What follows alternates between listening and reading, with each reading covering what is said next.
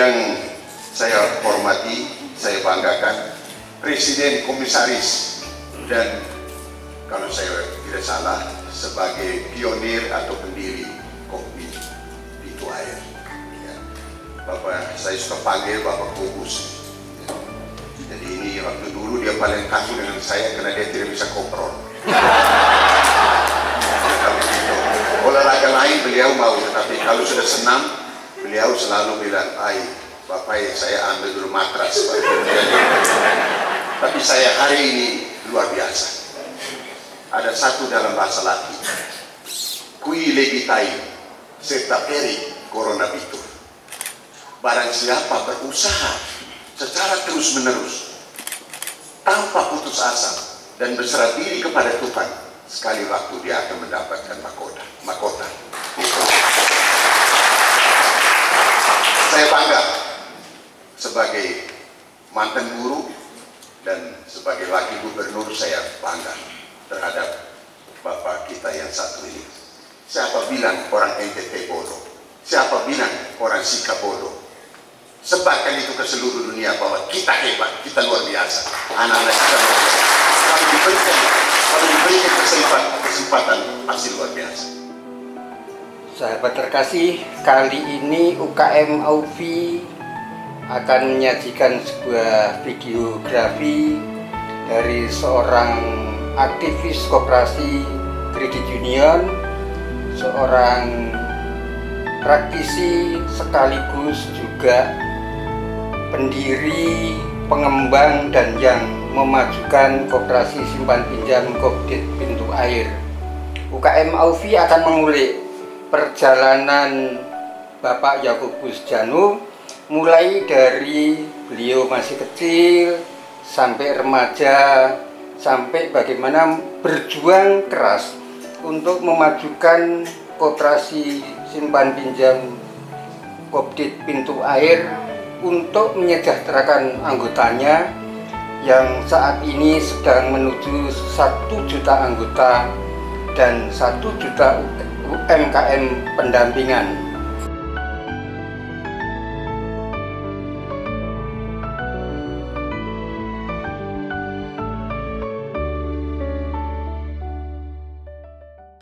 Bapak mempunyai kesan apa ketika kehadiran Bapak ketemu dengan tempat leluhur, ketemu dengan saudara-saudara dari leluhur? Ada kesan apa kehadiran hari ini, Pak Yakub? Saya rasa persaudaraannya tetap melekat seperti zaman dulu. Orang tua zaman dulu seperti itu. Ada rasa kegembiraan bersama, walaupun suasana kita seperti yang saat ini. Jadi bukan soal kita ketemu itu bukan soal urusan harta yang banyak, tetapi manusianya yang kita bisa dapatkan dan mereka terima kita juga dengan sukacita. Dan ini satu kebanggaan bagi saya dan adik saya Paskalis dan teman saya Pak Agus Nong yang bisa memberikan wejangan dalam bahasa Sika, atau dalam bahasa Sika dikatakan wair nura matan tahi nura uher. Itu yang kami selalu dalam bahasa Sika selalu menguraikan seperti itu, bahwa kita keliling dunia tetapi kita harus kembali ke tanah leluhur, yaitu kami punya leluhur itu ada di Rugandalo ini. Di sini tempatnya. Di sinilah tempatnya.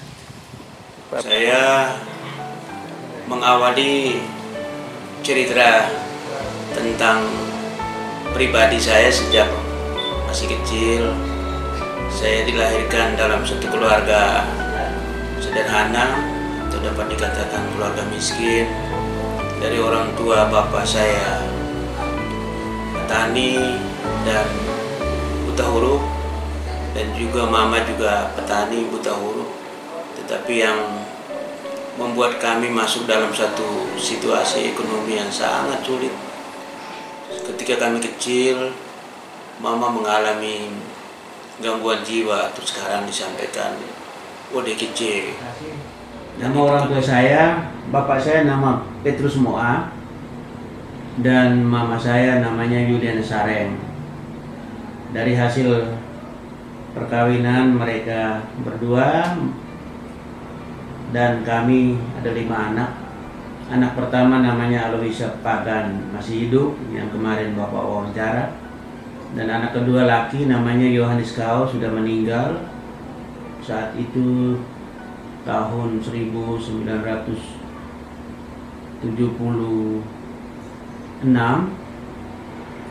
Dan saya anak yang ketiga Yakobus Yano, dan anak keempat namanya Vincentius Subu, juga sudah meninggal pada tahun 1979.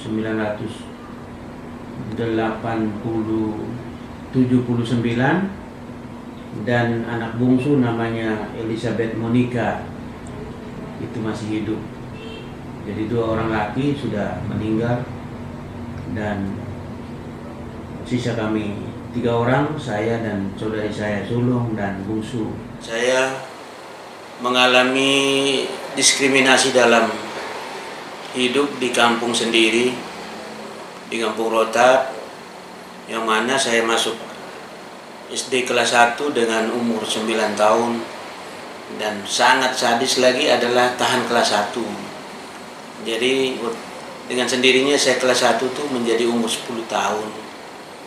Dan itu kenapa bisa terjadi begitu? Karena memang di dalam masyarakat itu kalau orang keluarga seperti saya itu pasti tidak ada tempat di sana. Dalam bayangan saya dalam kelas 1 sampai dengan kelas 6, saya tidak pernah diberikan kesempatan untuk ketua kelas atau pemimpin baris berbaris atau penggerek bendera pun tidak pernah alami, karena selalu saja diabaikan. Karena padahal kalau lihat fisik saya sudah besar, karena saya umur 10 tahun baru kelas 1, tentu beda dengan teman-teman lain yang 6 tahun, 7 tahun sudah kelas 1.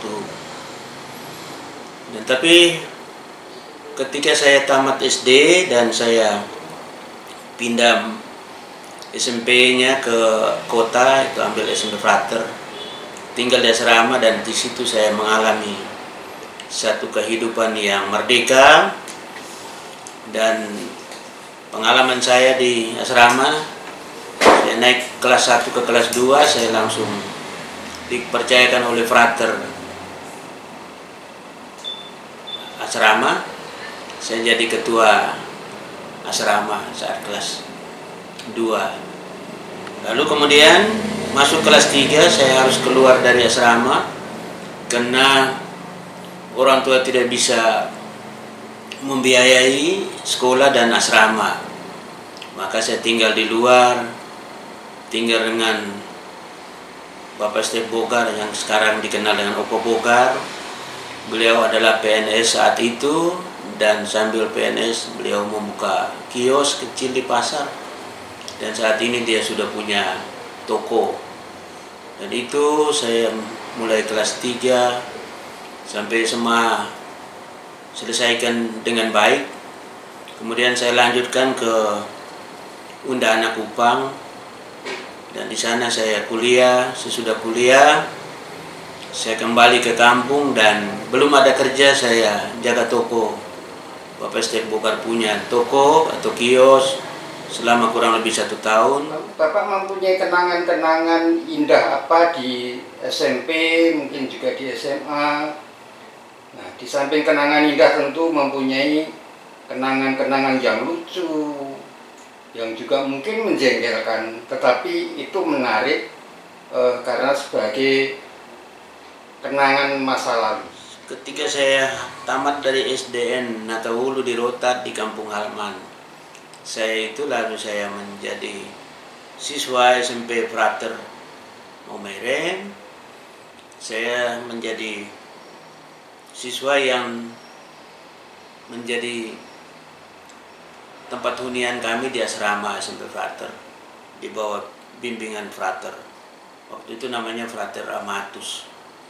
Lalu pengalaman saya saat itu, saya anak dari desa dan lebih banyak yang tinggal di asrama itu adalah orang-orang dari pulau seperti Pemanang, Palue, dan Maumere Timur itu, dan Nita, yang bagian barat. Itu kami dari desa itu kami tinggal di asrama. Itu pun tidak banyak, kurang lebih 40 penghuni asrama SMP Frater. Dan pengalaman saya saat itu, saya juga karena fisiknya juga sudah dewasa, karena kumis juga masih tumbuh, sudah tumbuh agak sudah hitam, jadi kekuatan fisik juga ada. Jadi kalau untuk olahraga saya diberi kesempatan untuk menjadi pemain voli inti di SMP Frater waktu itu. Dan itu saya alami selama dari kelas 1 sampai kelas 3. Dan juga saya tamat dari SMP Frater, juga lanjut ke SMA Saint Gabriel Maumere, juga saya tetap menjadi pemain inti voli untuk keenaman SMA Saint Gabriel Maumere. Pengalaman banyak juga saya tidak ingat lagi, hanya sebagai anak siswa-siswi tentu nakal dan lain-lain. Tetapi saya selalu ingat akan latar belakang orang tua, maka saya selalu ingat saya harus belajar untuk bisa menjadi orang, untuk membuat orang tua terangkat. Dan puji Tuhan, orang tua saya tidak kecewakan. Saya sekolah dengan baik, walaupun sebagai orang muda tentu godaan hal-hal yang menyangkut tinggalkan kelas untuk lesiar, jalan-jalan dengan teman, baik teman laki-laki atau teman perempuan, tetapi saya tetap menjaga hubungan yang baik. Dan akhirnya juga saya menjalankan misi sebagai seorang anak untuk sekolah, dan saya sekolah sampai selesai dengan baik. Dan itu pengalaman saya sudah lupa banyak. Kalau soal pengalaman yang menjengkelkan dan menyenangkan, saya kira selalu ada dialami, karena zaman itu saya tidak terlalu ingat lagi soal hal-hal yang dulu, karena sekarang juga saya sudah punya umur yang tidak muda lagi, jadi mungkin saya kurang hafal lagi. Pak Yakob, kemarin ada yang diceritakan Bapak Yohanes, itu kan teman akrab, teman baik, teman istilahnya sependeritaan, sepenanggungan, dan sesukacita. Saya bersyukur bahwa di asrama itu kan teman saya itu namanya Yohanes Chandra, itu nama Indonesia, kalau nama Cinanya Ciu. Nah, dia anak dari orang tua yang Cina, tinggal di Kecamatan Koting saat ini. Jadi kami sama-sama dari desa dan tinggal di asrama, dan menjadi teman akrab. Saya biasa gunting rambutnya, dan dia punya sepeda, dan itu yang menjadi kesempatan saya untuk belajar. Dan dia baik, dia seorang Cina yang sangat familiar, karena dia juga rasa bahwa sama-sama dari kampung, dia dari Koting, kami dari Nita, apalagi saya dari Rotat. Dan sering kalau libur saya ajak ke kampung, walaupun rumah saya waktu itu rumah panggung, yang mana paling rewat di kampung Rotat itu. Tapi saya tidak malu, karena memang ini fakta. Dan beliau juga datang dengan teman-teman saya, beberapa orang. Kami makan jagung muda, itu petik sayur, kangkung di kali, berpuang. Yang hari ini mata air itu menjadi kebanggaan kami, walaupun kami tidak minum. Dan itu beliau menjadi saksi, dan untuk jalan dari kampung turun ke kali, dan dia juga mengalami itu. Dan dia sangat menjadi orang kampung murni, walaupun dia anak orang Cina waktu itu. Itu yang cerita naik sepeda. Lalu ketika cerita persoalan motor bagaimana? Bapak kan sering menghubungin katanya, ya? Iya. Memang Itu dia juga ada motor, dia ada, setelah itu ada motor, dan saya juga belajar dari beliau punya barang itu. Dan ketika saya lamar di BRI, saya langsung diberi, karena saya diangkat menjadi kepala unit, saya langsung diberi motor dan saya bisa naik karena memang sudah pernah naik motornya Baba Ciu itu atau Yohanes Chandra. Itu saya punya sobat, dan beliau sangat familiar untuk sampai hari ini. Dia masih panggil saya dengan aslinya Kobut itu. Dan saya dalam perjalanan, saya jaga toko dan saya lamar di BRI dan saya diterima. Kemudian ada hal yang terjadi mujizat bagi saya, karena ketika saya diterima dan saya langsung diberi satu kepercayaan dari pimpinan cabang untuk menjadi kepala BRI unit di satu kecamatan yang namanya Kecamatan Bola.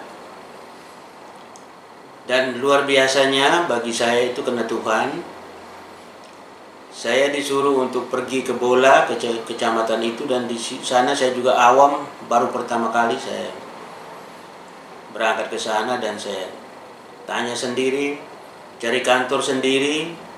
Dan pertama saya kontrak di gudangnya KUD. Jadi ketika saya bertemu dengan manajer dan ketua KUD, kami sepakat untuk gudang itu disekat menjadi dua. Sebelahnya menjadi gudang, sebelahnya menjadi kantor BRI unit Bola tahun 1982. Lalu dalam setahun kami menggunakan gudang itu sebagai kantor BRI unit. Kemudian kita pindah ke rumah penduduk. Itu tempatnya di Bola bagian tengah, itu dekat kantor desa Bola saat ini. Itu di rumah penduduk, dan saat ini rumah itu sekarang sudah menjadi kantor Pintu Air. Dari situ perjalanan saya bekerja menjadi kepala unit di Bola selama 2 tahun, 1882 dan sampai 1884. Saya diberi kepercayaan dan mutasi ke BRI unit Nita yang mewilayahi 3 kecamatan, yaitu Kecamatan Nita, Kecamatan Lela, dan Kecamatan Pada. Di sana juga saya hanya 2 tahun untuk menjadi kepala BRI unit. Dan tahun 86 saya dimutasikan lagi, promosi jabatan menjadi penilik BRI unit di BRI cabang Maumere untuk mewilayahi 7 BRI unit yang ada di Kabupaten Sika. Lalu dari situ saya kerja, dan singkat kata di BRI saya sampai pensiun pada tahun 2010. Itu saya pensiun dengan normal kena umur. Dan dalam saya mengabdi di BRI tahun 1995 1 April kami membentuk koperasi kredit yang saat ini dikenal dengan Pintu Air. Waktu itu kita awali dengan 50 orang, dan mulai dari arisan keluarga. Sesudah arisan keluarga kita beralih ke usaha bersama simpan pinjam atau UBSP. Dari UBSP itu bertahan selama 1 tahun, tahun 95, dan tahun 96 bulan Agustus kita pindah ke Kredit Union yang dibawa direkturnya Bapak Romanus Woga, yang hari ini beliau masih tetap menjadi pengelola Puskopdit Swadaya Utama Maumere yang mewilayahi Kabupaten Sika, Kabupaten Flores Timur, dan Lembata. Dan beliau baru selesai menjabat menjadi Wakil Bupati Sika pada tanggal 20 September 2023 yang baru lalu itu. Itu kurang lebih perjalanan koperasi saat ini, dan sampai dengan saya pensiun itu pintu air baru anggotanya 10.460 anggota pada tahun 2010. Dan sekarang dalam perjalanan sampai dengan sekarang kurang lebih 28 tahun, dan saat ini anggota pintu air punya anggota sebanyak 381.680 anggota yang tersebar di seluruh Indonesia. Dan target kita untuk tahun 2020-30 atau ketika umur pintu air 30 tahun itu kita targetkan anggota pintu air menjadi 1 juta. Dengan 1 juta anggota ini juga kita merancang untuk anggota 1 juta ini untuk menangani atau mengelola sebagai usaha mereka dengan UMKM. Jadi target kita adalah 1 juta anggota dan untuk mengelola 1 juta UMKM, yang mana kita targetkan dengan total aset 4,5 triliun. Dan itu impian, dan saat ini baru 1,9 triliun. Jadi masih kurang dari 4,5 triliun, kurang 1,9, itu kurang lebih masih kurang 2,6 triliun yang harus kita kejar untuk 2 tahun lagi, tahun 2024 dan tahun 2025.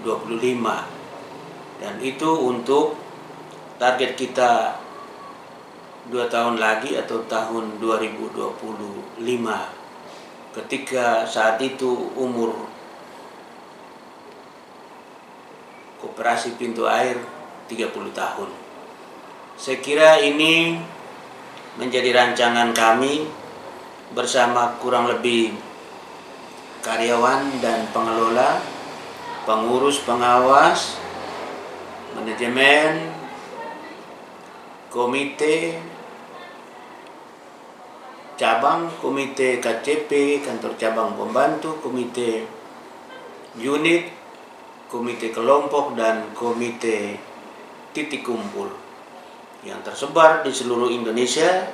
Dengan jejaring seperti ini, kami yakin dan percaya bahwa kalau semua struktur ini berjalan sesuai dengan target, maka angka yang kita targetkan itu, alhamdulillah, puji Tuhan, kami yakin bisa tercapai. Itu kan tahun 2002. Tahun 2002 itu anggota kita baru 329 orang. Nah itu coba, kita dari tahun 95 ke tahun 2002 itu kurang lebih 7 tahun. Saya buat master plan-nya 10 tahun ke 2012. Jadi saya buat tahun 2012 anggota pintu air 30.000 orang. Ini kan agak kontradiktif ya. 7 tahun yang dahulu 329 orang. Dari tahun 2012 Desember itu saya buat untuk 10 tahun 2012 30.000 orang. Lalu buat dengan spanduk gantung di itu pintu air, target anggota 2012 30.000. Jadi pasang di aulanya ini kan di tempat untuk ini orang baca, termasuk Pak Roman juga. Dia bilang ini rencana gila, tidak masuk akal. 329 anggota yang 7 tahun, lalu kemudian 10 tahun kemudian tambah 10 tahun itu menjadi 30.000.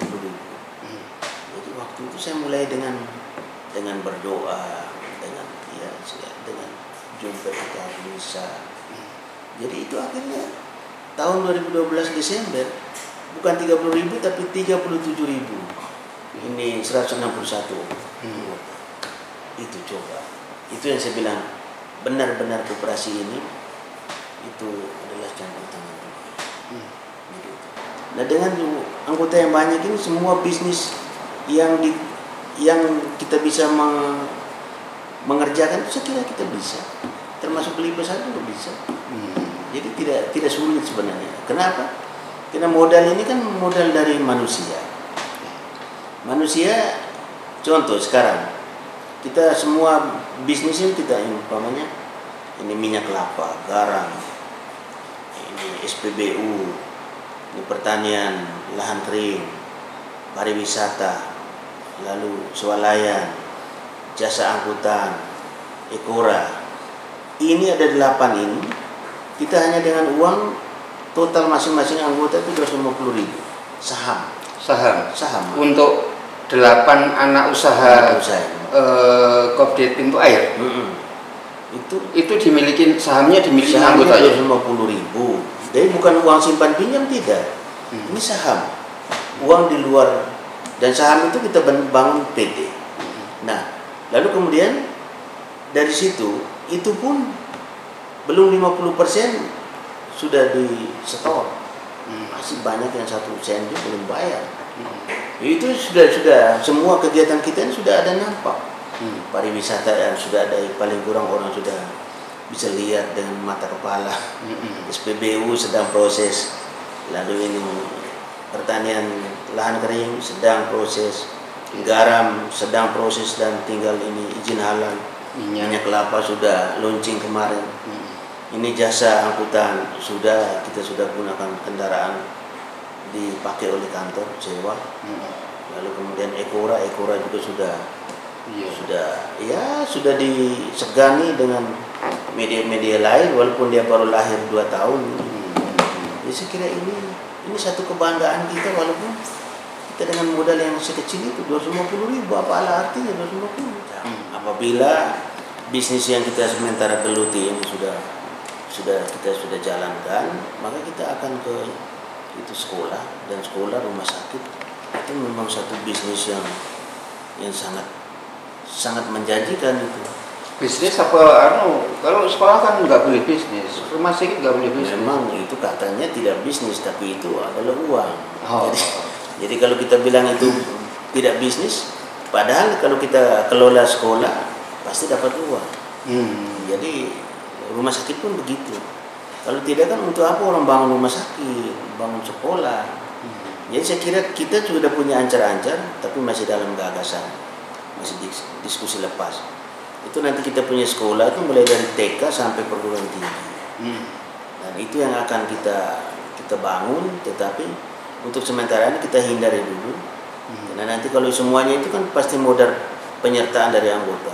Saat itu tahun bulan Februari dan yang kita selenggarakan rapat tahun buku 1998 itu yang memimpin misa syukur untuk rapat tahunan itu dipimpin oleh Romo Christian Parera atau yang kita kenal dengan Romo Rudi sapaannya. Beliau ketika memimpin misa itu dan saat khotbah tahun buku 1998, saya lihat dan saya pintu air, saya buka-buka apa yang saya harus sampaikan, dan beliau sampaikan pintu air. Beliau menyampaikan bahwa ini sebenarnya Yesus, karena diambil dari Alkitab, mulai dari akulah pintu jalan kebenaran dan hidup, diambil pintunya, dan air akulah air kehidupan, barang siapa minum air daripadaku ia akan tidak haus lagi, diambil dari airnya. Dan dipadukan pintu dan air, terjemahan secara spiritual menjadi Yesus, karena bersama Yesus tidak ada yang mustahil. Orang buta bisa melihat, orang lumpuh bisa berjalan, dan orang mati bisa dibangkitkan. Dan itu menjadi bagi kami menjadi satu sejarah bahwa yang membaptis nama pintu air itu adalah Romo Christian Rudi Parera.